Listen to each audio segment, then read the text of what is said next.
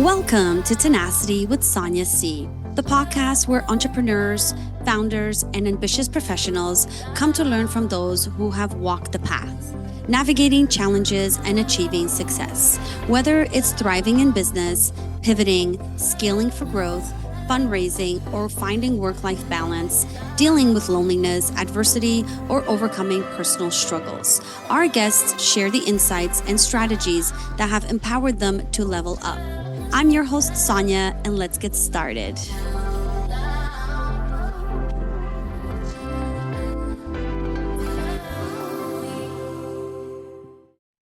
My guest today is Jason Berkowitz, founder and CEO of Break the Web, a New York-based SEO and digital marketing agency that's been thriving for over 15 years, which in this industry is basically a lifetime.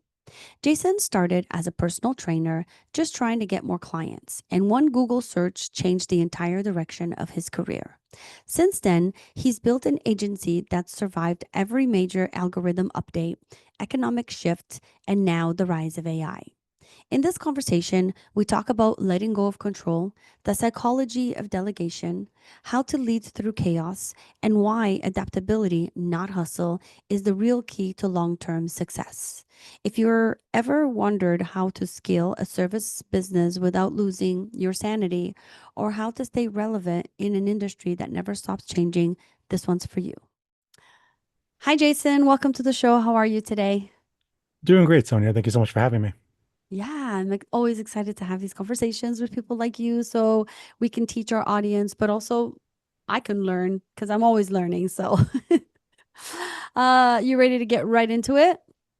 Yeah, let's do it. Let's do it. So, you started your entrepreneurial journey as a personal trainer trying to get more leads. Do you remember the moment when SEO clicked for you when you realized this curiosity could become your full-time business?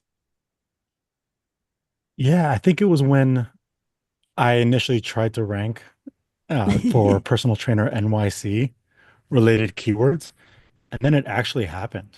It was more like, okay, I Mm, spent a couple of weeks working on this one project and I was able to see something from it. It wasn't necessarily traffic or more leads, so to say, but when I Googled personal trainer NYC, I saw my website at the time popping up. And then mhm. it was a complete paradigm shift where I was like, I can do this for other people. And then I learned that there's a whole industry that exists when it comes to service, being a service provider in that space. Mhm. So that was kind of where things clicked, just seeing the fruition of my labor. Yeah. Yeah, no, I love that. 15 years in business is rare in digital marketing. What were the toughest early lessons you faced while transitioning from one-man operations to an agency? I think the power of delegation. We oftentimes, as owners and entrepreneurs, think that we can do everything and no one else can do anything as good as we are. We're kind of like control freaks in a way. But then what we don't realize, and you might learn as an unfortunate byproduct later on, is that you're not giving whatever specific item your all just because you're wearing many different hats. So I Hmm. think very early on, myself included, I got to do finance, marketing, sales, marketing execution for our clients, being the point of contact for our clients, and all the other different things that take place, then taxes and everything else. When I'm only giving maybe 40% max to each individual Hmm. item. So bringing people on and delegating specific things and relinquishing that trust to people was the Yeah. hardest, but probably most effective thing for Yeah. scaling.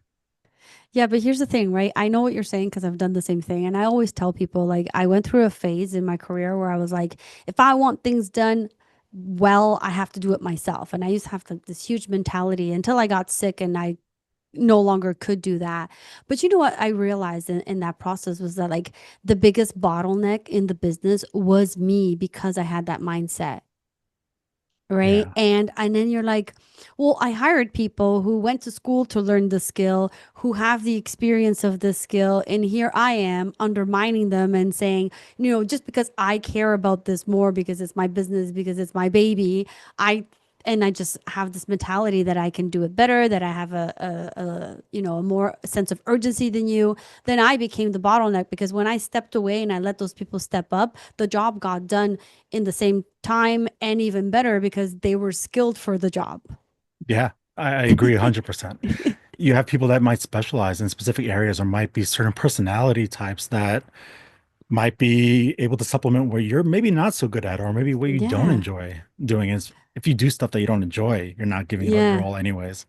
So when you started building your team, what was the biggest struggle that you sort of had to overcome? Because, you're running around like a chicken with your head cut off. You kind of get used to it. And sometimes some people are good at it. I know I am. Oh, I think I am anyways. So like, how did you overcome that from like being a one man shop to now hiring people, letting go of some of the control and trusting people to do the job? What was that like for you? Yeah, yeah, some people absolutely thrive in chaos. Sometimes I guess I do, sometimes I don't as well. But I think just taking the risk, if you go into Mm, business for yourself, you're taking a certain level of risk to begin with. yeah. Very early on, you're like, okay, can I afford to pay my bills, feed myself? Then bringing someone else on, can you afford to pay someone else? Yeah. And that's a level of risk, but also relinquishing control and giving somebody Mm-hmm. is a level of risk. And it's not always going to be positive outcomes. You might make a bad hire. You might Yep. relinquish control to somebody who doesn't do the job as you were hoping, but then you're one step closer to figuring out what you need and Yeah. the type of personality you want to look for if you do go to rehire or hire for another role. Yeah, like your teams are so important, especially in a startup, because you're in those early stages, you need to get traction for your product. But I think that one of the biggest mistakes I've made and I continue to make is identifying that there was someone on my team that, doesn't mean that they were a bad person. They just weren't a good fit for the team. And instead of, you know, parting ways, I sort of kept holding on because I felt bad and things like that. How did you have situations like that when you first started, and how did you deal with it? Yeah, very much so. Like you start building multiple people to cover different areas, and you're like, this person really isn't. Again, not that they're a bad person, they're a bad worker, they have Yeah. bad ethics. It's just maybe not a culture fit. Maybe you're expecting different outcomes in the Mm-hmm. collaboration. And you're like, oh my God, if I let this person go, this is gonna blow up, this is gonna blow up, this is gonna blow up, and then that's more Yeah. on me again. I just got rid of it, and that's more on me. I think that's a common occurrence, and that's something that will happen quite frequently. Yeah. But we also have a personality type of like being comfortable with the unexpected coming our way. What we do is an emotional roller coaster where the highs are Yeah. so awesome and the lows just keep kicking you in the face sometimes. But when you're prepared in a way, it's not that out of the ordinary when you do have to take on maybe a bit more.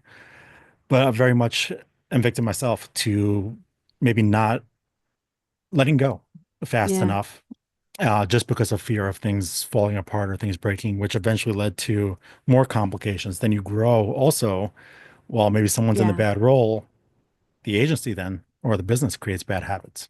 Yeah. I can relate to that.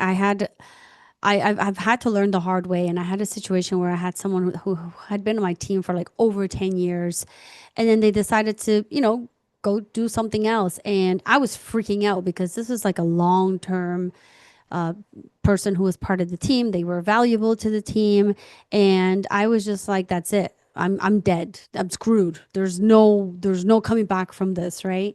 And within like a week and a half of that person leaving, like I had already replaced them, and the person that I replaced them with was 1,000 times better. They really cared. They were looking at mistakes that the previous person had made and fixing them. And I learned a lesson from that where I was like, you know what? If I had tried to be proactive to part ways with that person, I would have never done it. But because I was forced in that situation, look what happened. I was able to find a replacement in a short period of time. That person worked out fine. And guess what? The place is not burning down. Do you remember that when something happens again where you're like, oh, I might have to part ways with someone else? Do you remind yourself of that previous time I where it actually do. worked out? I do. And I have someone else on my team where I'm like, this person is not working out. We can't like keep doing these bad habits because it becomes a bad habit, right? Where like you feel bad or you feel guilty, and then like the person the company is not good. They're not good for the company, and the company's not good for them. And nobody is getting any value out of that relationship. And it's just like being in a bad toxic relationship, right? The longer you stay in it, the more toxic it becomes. Yeah. And then I guess on the flip side, when you break up in a relationship, you're like, no one else is ever going to be able to replace what this person did for me until you find that Nah, right person. maybe, Oh, maybe, maybe. maybe, maybe, maybe. Maybe. Or maybe you're like, ah, forget that. Forget that Thank person. We're better God. off. Bullet Better dodged. off. Yes. Time for something new, moving on, right? So there is both of those things. I get it. Yeah. Two extremes. Yeah, exactly. So SEO has survived more algorithm changes than most people have jobs. How have you personally navigated those constant shifts without losing momentum or burnout? Within my first year of SEO came the biggest algorithm shifts that changed the SEO industry around 2010, Freaking 2011, Google. 2012. I know. I mean, for the better because of, user experience, but at the time, Yeah. everything that we were doing just got wiped away overnight. Yeah. Brands lost all traffic I overnight. remember And what we that. did, yeah, Panda and Penguin. And it just required us to be swift on our feet Mm-hmm. and adapt with the current changes. And there's a lot of people who were doing SEO at the time that are no longer doing SEO just because they didn't want to evolve with the times. And that's also the type of mentality for being in a business that's kind of out of your control, where Mm-hmm. you're hoping that an algorithm does its job right. And then But it's sometimes it constantly doesn't do its changing. job right. Yeah. So that Yeah. requires a mentality of yeah, going with the flow, being comfortable with the unexpected in a way, and adapting and evolving. Yeah. The way we've been thinking about it is when you have a good idea on what Google specifically and other search engines are aiming for in terms of providing results, that allows you to get creative with your frameworks and strategies of executing and helping clients. Mm. But it's definitely something, even today, with the noise about AI, definitely Well, something that that that was my requires next us question for to be you. swift.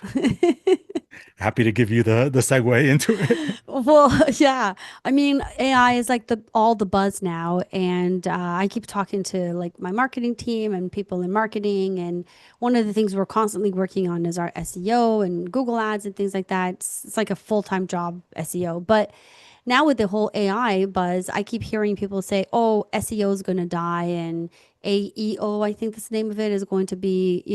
And I'm like, I don't know if I agree with that. I don't think as me personally, I don't think SEO is going to die. I think it's going to evolve. But you're the expert, so let's hear it from you. Is AI going to kill SEO? I'm clapping because I agree wholeheartedly. I mean, they said the same thing about SEO being dead with those first algorithm updates, with the Mm, presence of voice search and voice assistants. You can't kill SEO. We're always going to be around.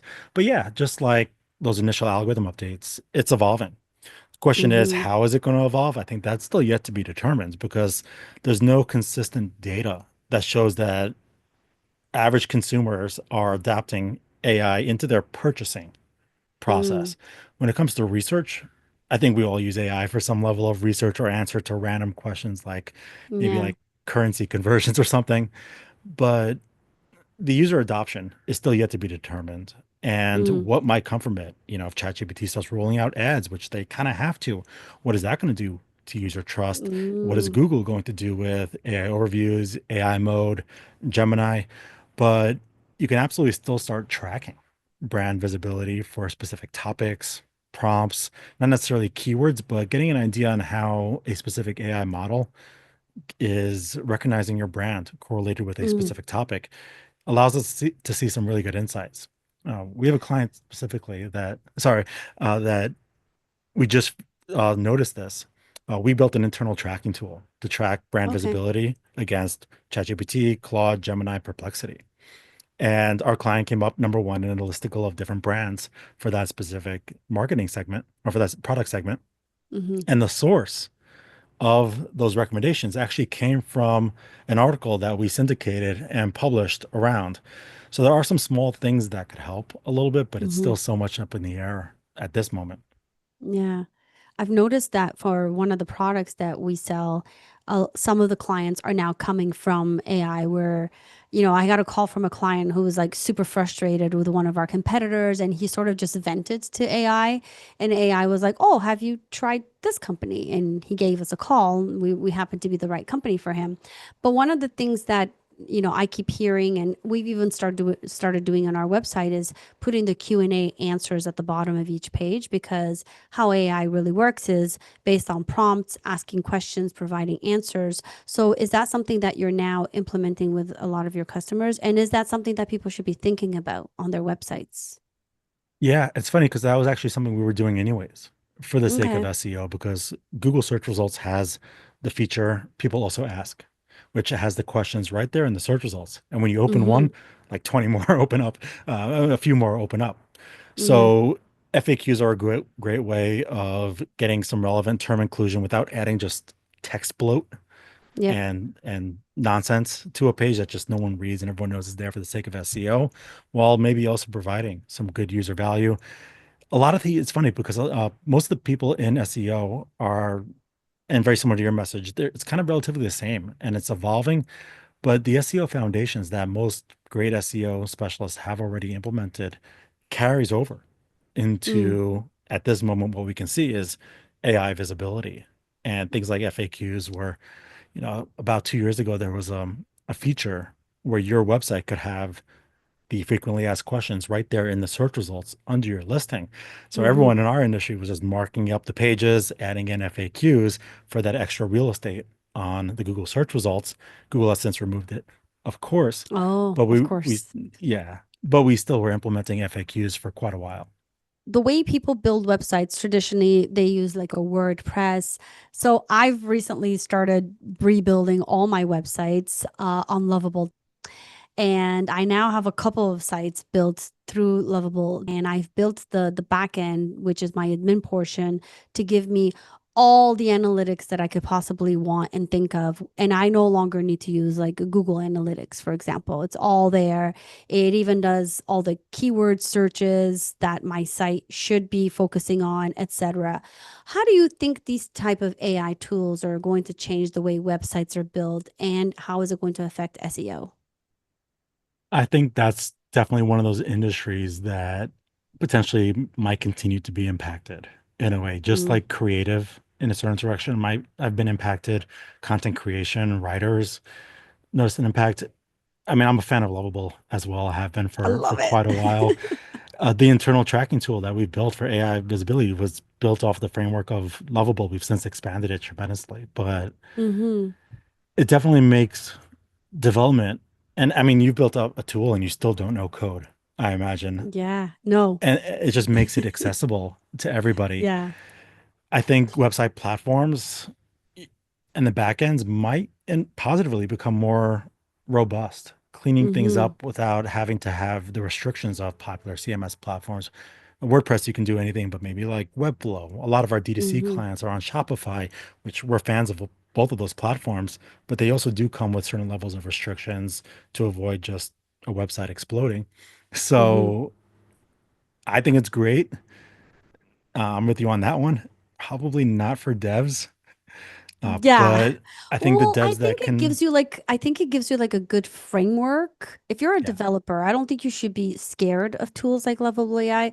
I think what it does is it removes the grunt work that you have to do yes. upfront. It does it for you, and then it gets you to a certain point, and then you can take it and then continue building on it like as a regular framework. But I think what it really does is it creates that infrastructure that you need upfront, which would normally take a you know, two or three developers where the junior guy has to go in and sort of build that out. Now you can get rid of that junior person and sort of do it yourself. So I don't think it's going to eliminate development. I think we're always going to need human developers, but do I think that it's going to help them build faster and do less of that grunt work? Yeah, I do think so. Yeah, very well put. In the same way that writers had to become editors in a Yeah. way for AI content, developers can still lead. the overall development process, the strategy, guiding the frameworks. Well, like you said, I think that's also the biggest benefit of AI nowadays is just taking care of that grunt work, those annoying mundane tasks that take you an hour, which are now done in less than a minute. Yeah. So I think Yeah, we've very well determined put. in this conversation that SEO is not, that AI is not going to kill SEO. Probably, but not yet. I think we got at least another 10 years. Another 10 years. I thought you were going to say longer. I think there's more. I I think if agree. anything, I think if anything, and listen, I'm not a marketing agency, but I'm just going to challenge you on this.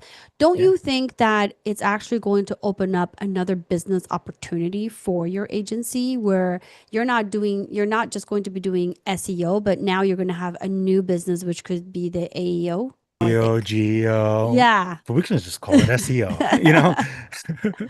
Where you're I going to think have to be doing the you're work absolutely right. where the AI is going to, I don't know, AI might come up with ads. Like, I think that's a whole new business. And if you're at the forefront of having your agency be on top of it, then you're going to be ahead of all the other agencies. No?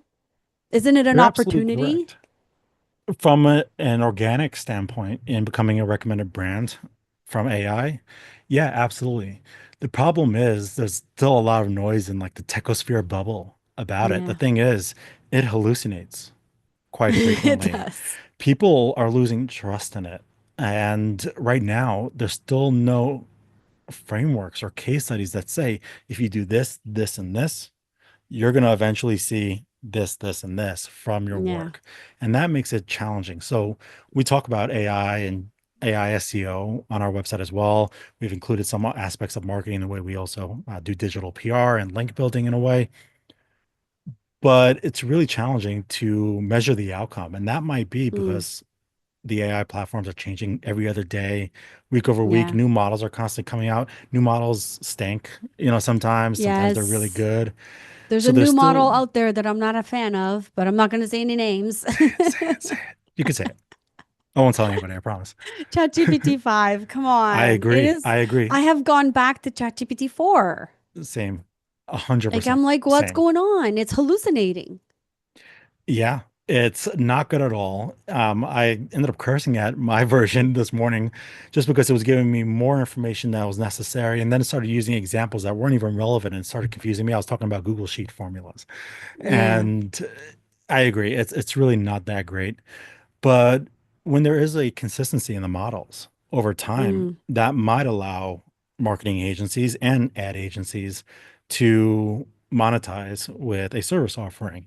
There are some brands right now that do offer a service offering for AI SEO, which is very scammy because yeah, they don't have any case studies. They have no proven that's frameworks right. and everything they're saying is still foundational SEO. So maybe they're just taking foundational SEO and repackaging it as Yeah. AEO, GEO. Yeah. So in due time, yeah, there absolutely will be an additional service offering there. Yeah, and I also think that there's going to be eventually an AI bubble where only the big players are going to survive and all the other garbage is going to like be completely eliminated. So I think we still need a little time to adapt and see which big players are really going to withstand the bubble and then what we're going to be left with and then we can focus all our energy in those guys. Yeah, I agree. I have a prediction in that Oh, you do. What's your prediction? I Are you think going to Gemini is share? going to win. I think Gemini is going to win. Really? Why? OpenAI Why? and ChatGPT, they're not profitable. They're the noisiest and the greatest True. at marketing. They're going to have to implement ads. Google's profitable. Google Yeah. has the resources, the data, and they have an algorithm already, their search algorithm that's focused on le- quality results in a way where Mm, that quality aspect is still hard to decipher in mm. ChatGPT and OpenAI. I think Google might win this race, but then you also have other tools like I love Perplexity for research. Yeah, that's a big one. It's becoming more Yeah, popular now. I think since ChatGPT 5, that's become more popular. good, good. I mean, I've got to learn a lot about the different models just by building out our tool. And Yeah, Claude very much has its purpose as well. But I like Gemini as well. They give really good yeah, results. 2.5 Flash and 2.5 Pro is actually pretty solid. yeah. No, I mean, I'm excited to see who's going to win the race, but Still a long way ahead, but we'll see anyways. Let's 10 move years from now, on. you're gonna look back and be like, damn, Jason was right. Or ha, Jason was right all along. Jason was wrong. Dude was so wrong. Well, listen, here's the thing, right? OpenAI is also partly owned by Microsoft. So let's see, they might end up doing something big with it, all right? Yeah, I don't know they the definitely need percentage. money. Yeah, I don't know the percentage that they own, but and Yeah. ChatGPT is one thing. OpenAI is a completely other thing where it's their API that other companies are building tools with, right? Like we're actually in the process of building an AI component to one of our software applications. And I told the team, like, we're not gonna build AI from scratch. Like that already exists. Let's just use a Yeah. OpenAI API and use that AI to get the information that we want, right? So I think more and more companies are going to be doing that with APIs. And I think that's sort of the future for the big players that stick around. It's how can other software companies use the APIs to integrate into their applications. Like anybody that's building AI from scratch right now, I'm like, you're crazy, Yeah. right? When you have like these big players that have spent billions of dollars doing so, just utilize their APIs. But that's my 2 cents Yeah. on it. No, I think you're totally right. That might help give in some revenue because the API costs can just get more expensive as they get Yeah, better in a way. I think yeah, the question will still be mainstream adoption. Like 98% of ChatGPT users are using free accounts. So yeah. again, that might help supplement a little bit, but Mm-hmm. how long can it last? Especially now that there's millions of daily users and still Yeah. no I'm revenue on a paid attribution. version, but Yeah. I don't know. I do know that there's limitations to the free version, so I'm going to assume that they're probably going to create a lot more like limitations around that. But then people are going to switch to Gemini, right? Yeah. Yeah. Gemini has fewer limitations and Yeah. a lot of people are in the Google ecosystem already. Yeah. And we have a Google Workspace account and we have also all the Yeah, access I do. to I do too. Gemini. Yeah. So it's hard to compete. And then you have like, they're going head to head with media like Yeah. VO3 and Nano versus Sora now, which is also scary and Yeah. insane. That's become huge. Yeah. Anyways, we are like two nerds right now. Let's move on to Yeah. the next question. I love Yeah. it. What was the hardest part of scaling from freelancer to founder? The systems, the people, or the mindset? I think the mindset slash people, again, Okay. that was a big one of letting go of big decisions. Mm, It was easy to have people that would take direction or take order, so to speak, but having people use critical thinking to make mm, decisions that very well could impact the company. That was probably the hardest one. About a year and a half ago, we hired our first somebody in leadership, our head of okay. operations, and she has full accountability and control of like half the business. Things like Yeah. finance, people. Ooh, It's it scary. It was scary at first, but I hate finance. I hate numbers. I hate numbers on a spreadsheet. It drives me mad.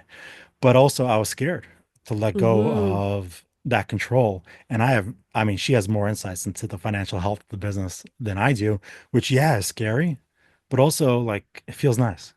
It Yeah. feels like very relieving that there's this big core area of our business that I trust is being taken care Yeah. of.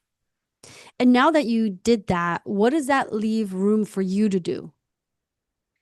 Sales and marketing, ownership, mad scientist stuff like with AI and APIs. Those are the things that I enjoy doing. She calls me a builder in a way because I enjoy building these things. I'm building SEO operation tools, things for our in-house team that are delivering SEO for our clients. Okay, how can we automate these specific tasks that don't Mm-hmm. require critical thinking? It's kind of like those mundane tasks that it's like transfer this, copy this, or research this. It just makes things so much easier and faster. And thankfully, with the help of Lovable and other tools, Yeah. ideas can become a reality fairly quickly. Yeah. And the reason I asked you that question is because like I think it's really important for founders to understand that they should be doing the high level stuff that the business needs, right? And you need the time to be creative and experiment and be out there and networking, bringing in business development, right? And then leave all that other stuff that you're not good at to someone who's good at it so that you can focus on growing the business. And you just gave a perfect example of it. Yeah, absolutely. Just spending a lot of time in sales and marketing, getting some thought leadership out. We're getting back to content marketing, our own content marketing, which Mhm. historically has done very well, but given bandwidth restrictions, wasn't able to do. So absolutely, really focusing on the growth levers that help scale the Yeah. business. Perfect.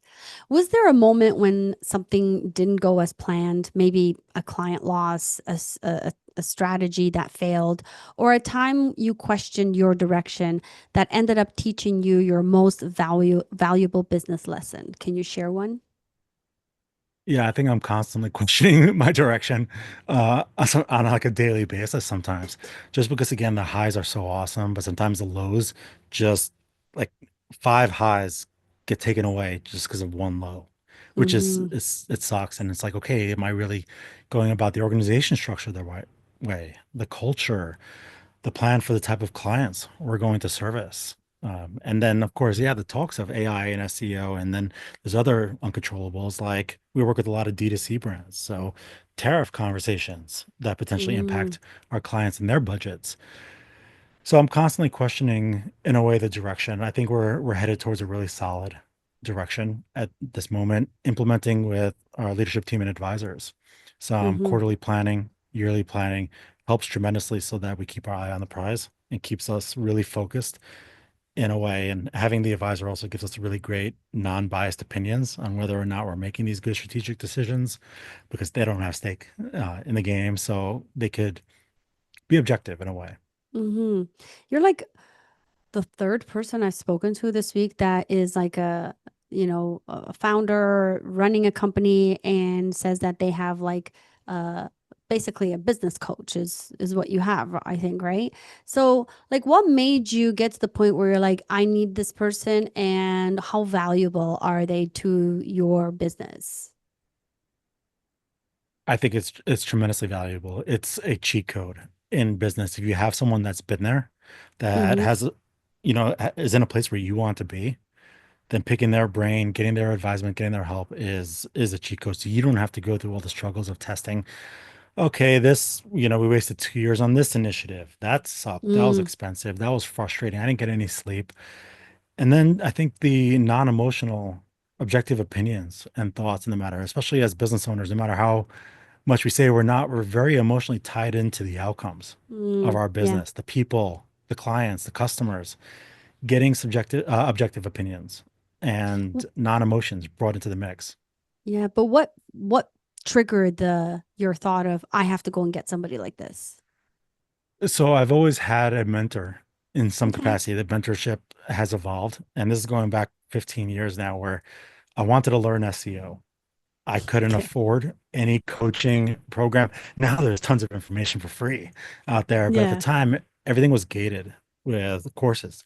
There were some SEO folks that I very much looked up to as I was reading different online forums that I said, hey, I can't afford your services or coaching, but can I get like 2 hours a month from you? And in exchange, I'll give you and your entire family workout programs.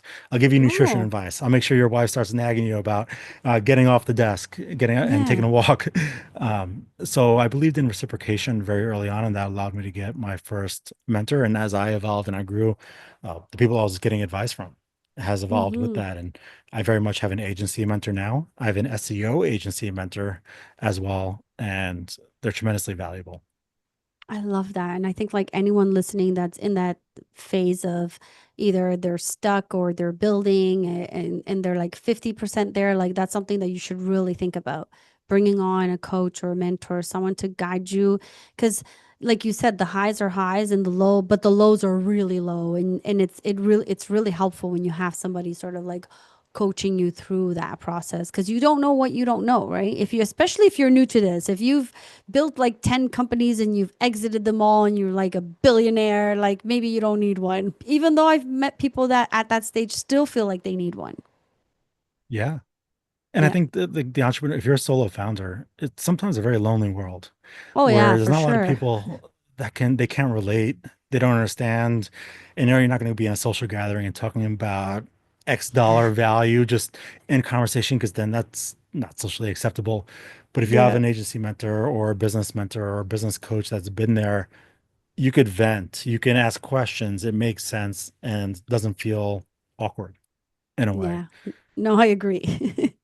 Yeah. You talk about managing with empathy and building trust.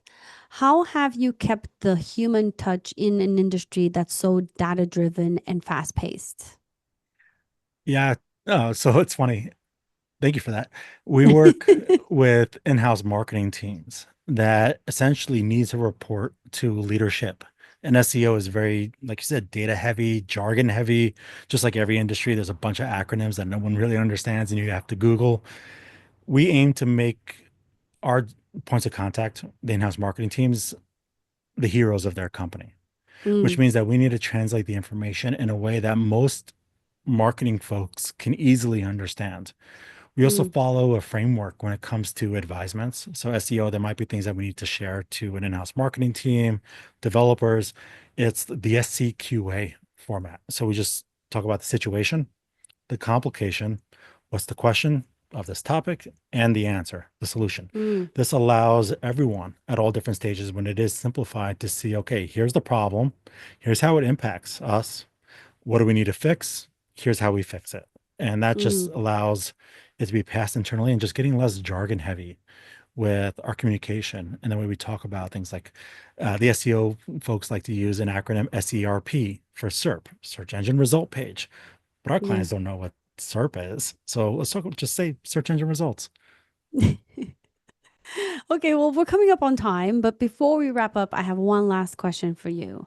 You've mentioned building a business that doesn't rely on constant hustle. What does sustainable growth look like for you, and how can other service based founders design for that? I think keeping what you want top of mind and building around that. We get into business for various different reasons. It might be financial, it might Mm-hmm. be freedom in a way. Whatever your goal is for getting into business for yourself, building around that. If you want freedom, okay, here's your working hours and stick to it and don't Mm-hmm. change it. If it's financial, set your prices, understand your P&L statements and then build around that. I think just being hyper aware as to what you want for working for yourself and not straying away from that goal and not letting other external pressures, maybe customers, people get in the way of that. Okay. That's really good advice. Well, Jason, thank you so much for joining me today. I had a lovely conversation with you. Likewise. Yeah, thank you so much for hearing me out, Sonia. I appreciate it. I want to thank Jason for joining me today and sharing such an honest look into the reality of building and rebuilding through change. What stood out to me most was his reminder that growth isn't about doing more, it's about letting go. Whether that's control, ego, or fear, you can't scale if you're holding on too tight. If this conversation resonates with you, share it with another founder who could use a reminder today. And that's a wrap. To our listeners, thank you for joining me on this journey of learning, growth, and inspiration. Don't forget to subscribe to this podcast on your favorite platform and connect with our community on social media. I'd love to hear your feedback, so leave a review and let me know what topics you'd want to explore in future episodes. Remember, the future belongs to those who embrace challenges, adapt with tenacity, and keep pushing forward. Keep growing, keep pivoting, and most importantly, stay tenacious in your pursuits. Thank you for tuning in, and I look forward to bringing you more insightful conversations in our upcoming episodes. This is Sonia signing off, but as always, keep chasing your dreams with tenacity.